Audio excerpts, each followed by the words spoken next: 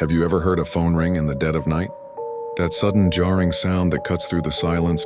It's unsettling, right? But what if I told you about a phone that rings precisely at midnight every single night, even though it's not connected to anything? This is exactly what happened in the Henderson house.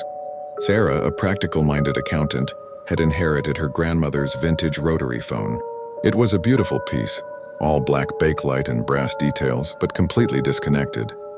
She kept it as a decorative piece on her bedside table, a reminder of childhood visits to Grandma's house.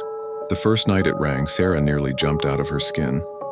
The sharp metallic ring pierced through her dreams at exactly midnight. She thought she was imagining things, but night after night, without fail, that impossible ring would echo through her bedroom. For 2 weeks, Sarah refused to answer it. I mean, who would? It defied all logic. But the ringing became more insistent, more demanding. The sound started lasting longer, becoming louder, until one night, Sarah couldn't take it anymore. With trembling fingers, she picked up the receiver. A soft, familiar voice whispered, "I've been waiting for you, dear."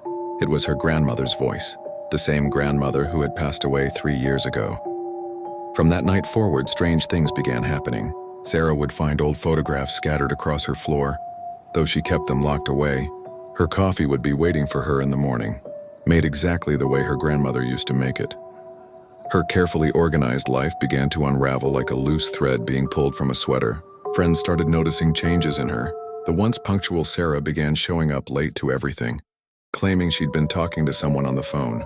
Her pristine apartment grew cluttered with vintage items she didn't remember buying. Her modern smartphone started malfunctioning.